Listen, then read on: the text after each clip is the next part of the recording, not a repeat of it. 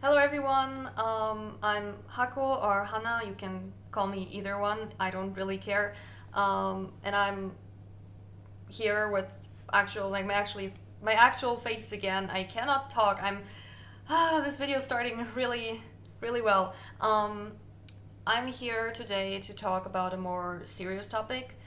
Something that actually happened to me. I don't know yet if I'll go with the title that I have in mind, but if I did, then it sounds a bit clickbaity, I know.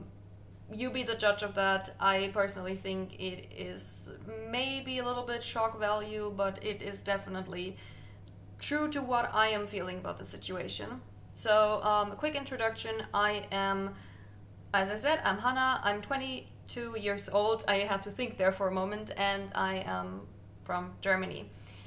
I grew up in the, how do you say that, like the system, um, ever since I was 11 years old.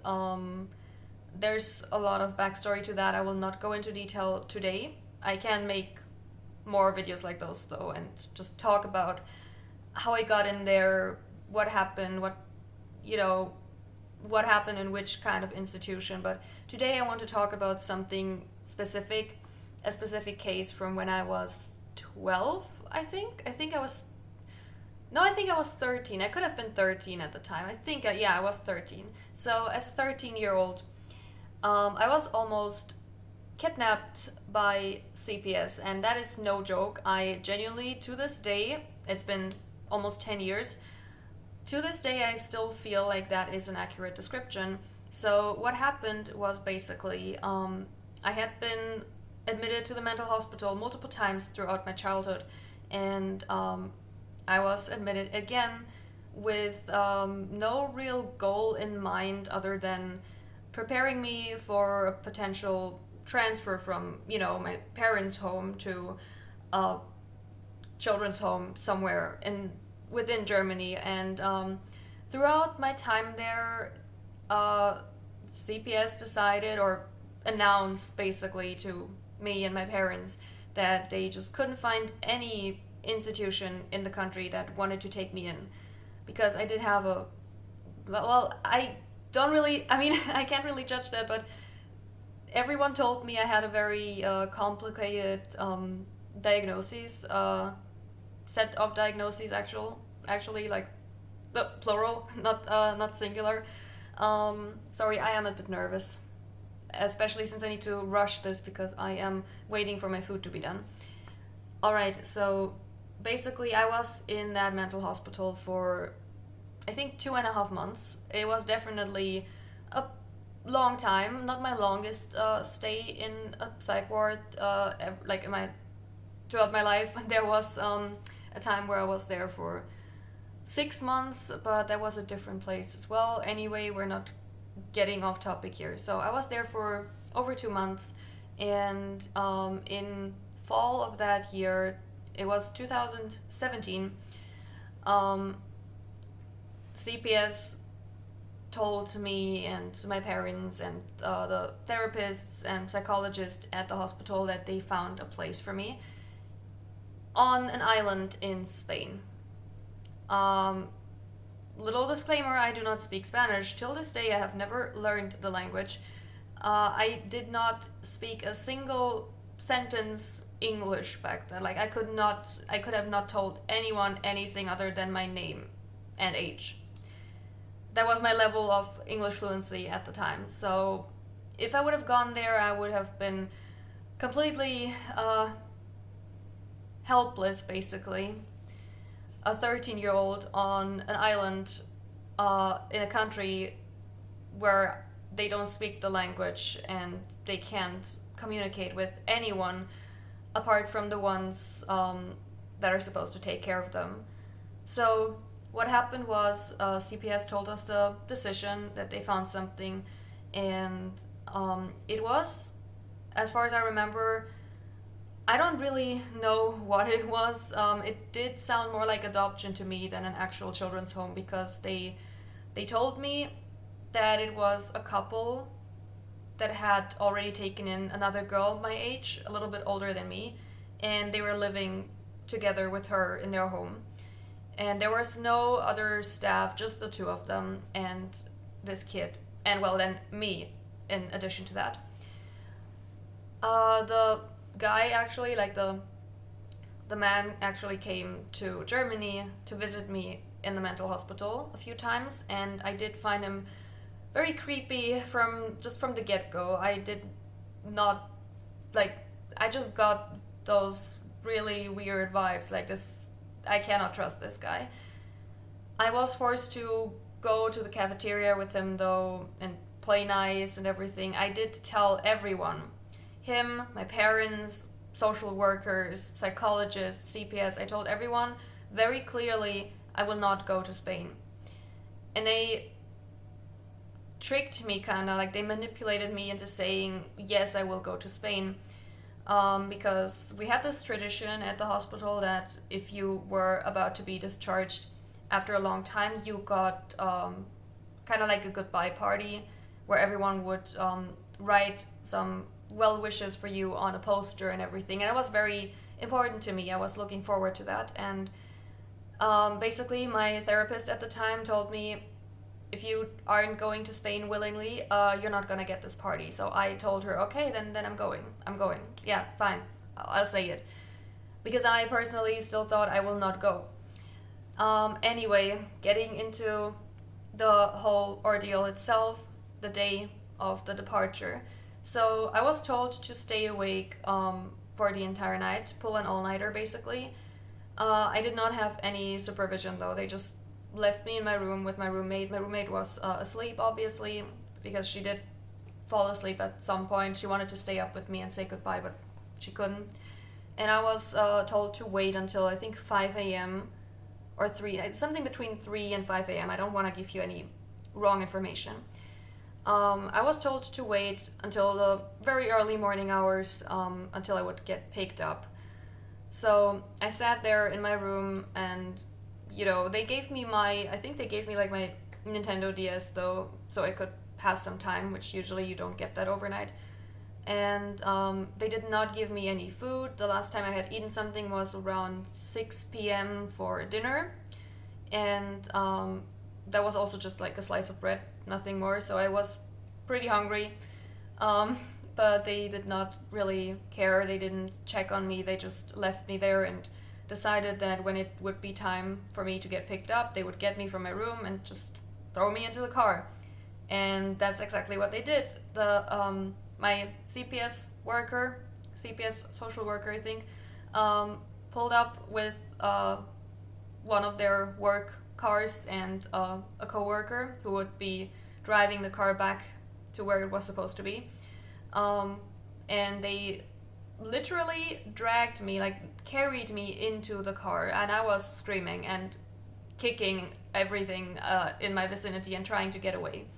I did not get away. They pushed me into the car and locked the doors, and then they drove me off to the airport. And I told them repeatedly, I am not going to Spain.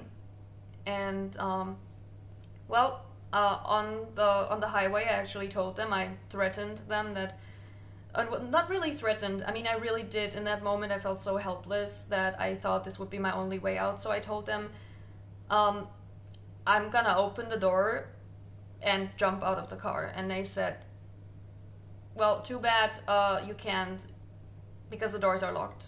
That was their only reaction. So we arrived at the airport. It was, again, something between 5 a.m. and 7 a.m. I think the flight was scheduled for 7 or something. It was scheduled somewhere between 7 a.m. and 9 a.m. So yeah, don't quote me on that. I just remember it was somewhere between, in that time frame. We arrived at the airport, and I looked miserable. I had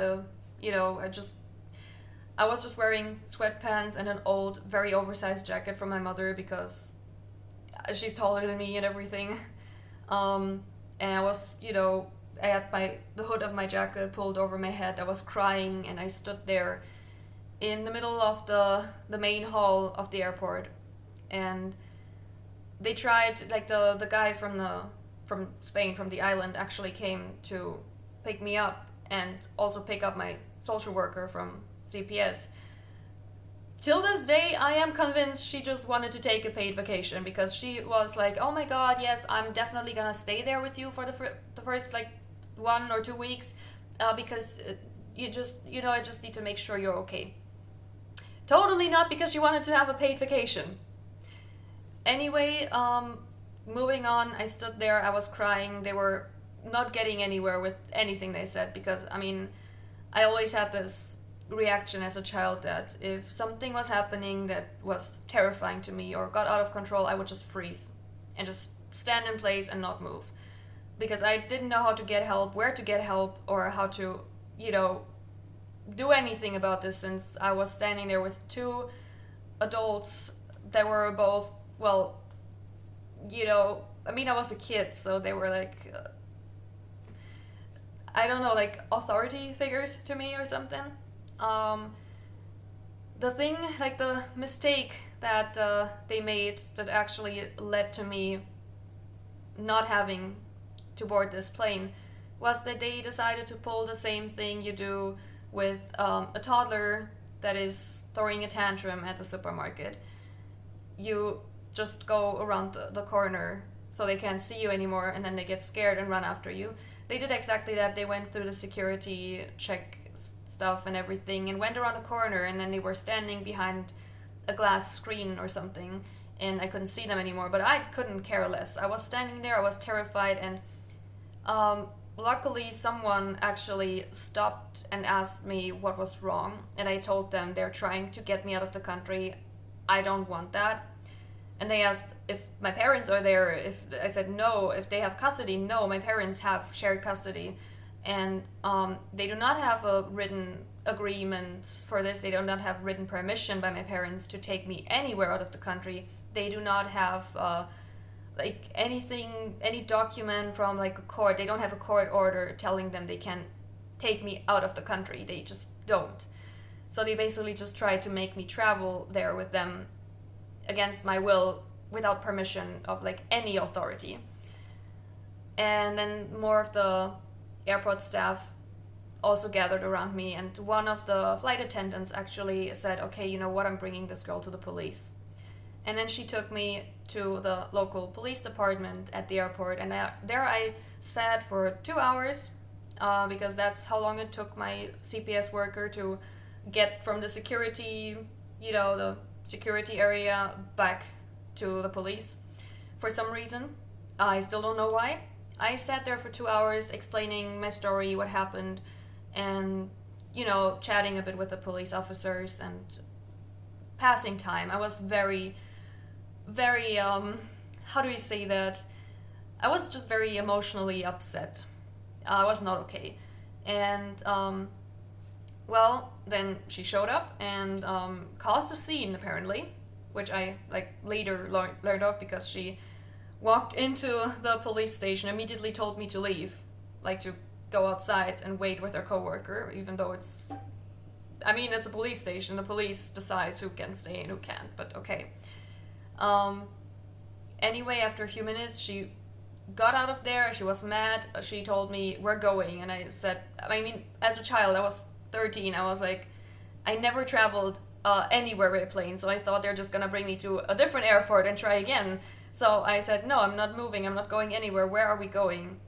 And then eventually they got me back into the car and drove me back to my mother's place. And I still remember her being really, I don't know, she had an attitude. She was like, I was sitting in the back of the car looking out the window and trying to distinguish what I'm seeing, trying to make out any of my surroundings, because I did see some familiar things. I just didn't really realize where we were.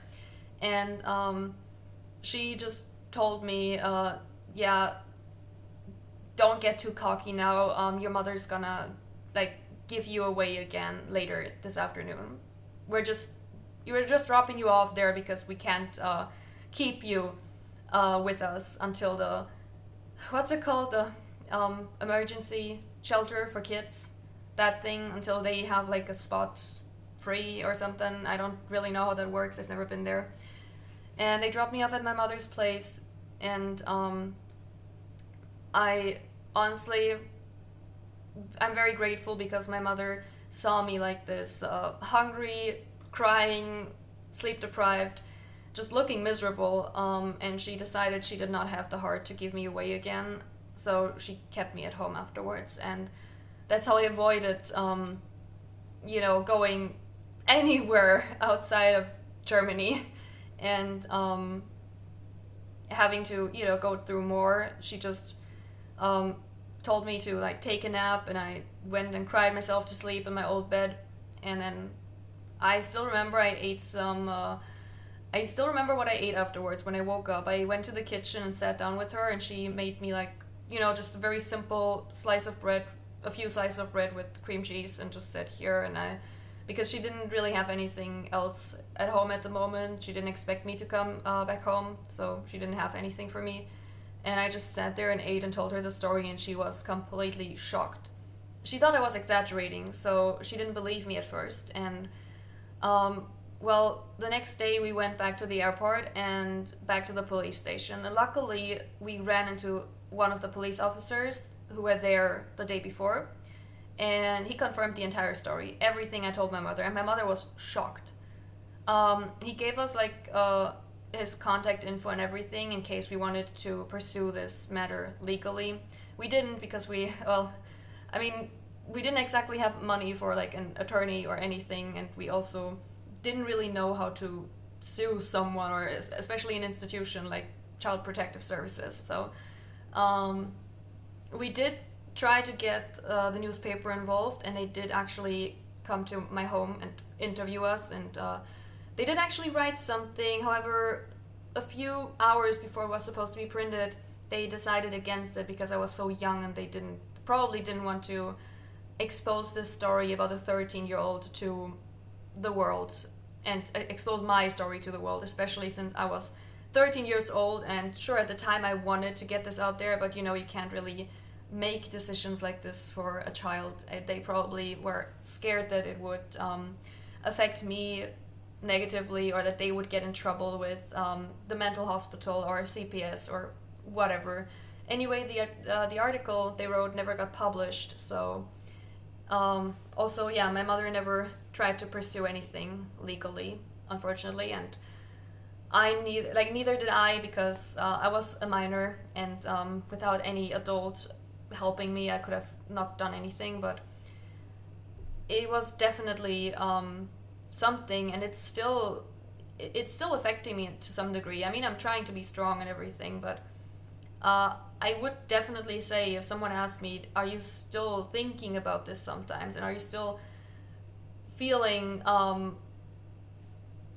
like affected by it, I would say yes, because afterwards I have never trusted CPS ever again, and I kept that exact CPS worker until I was 18.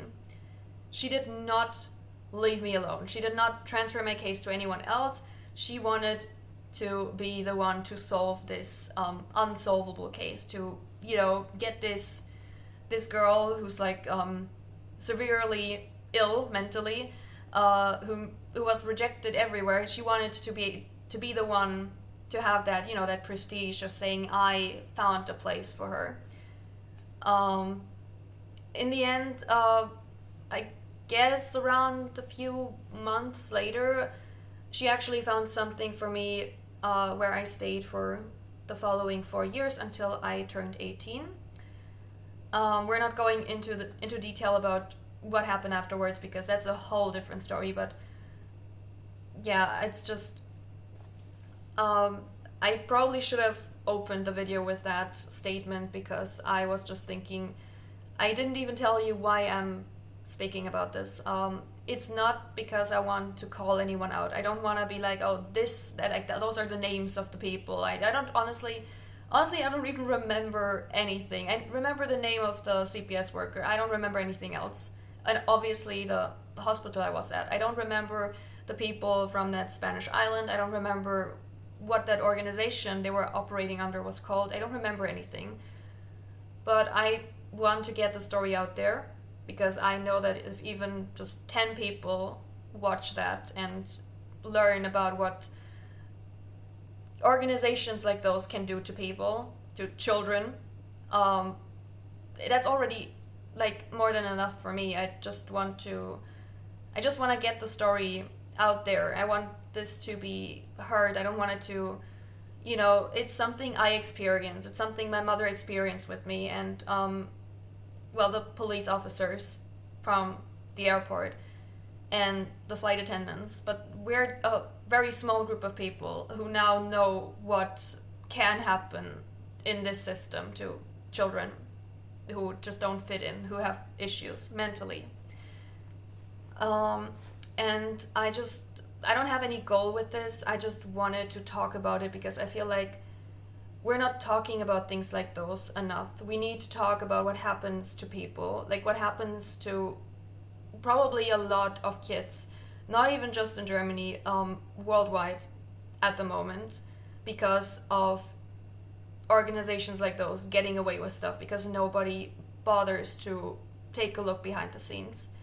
Because you're thinking, oh yeah, CPS, they're supposed to help me, right? As a parent, they're supposed to help me because I can't raise my kid because they are struggling with something and I can't deal with that. I can't help them.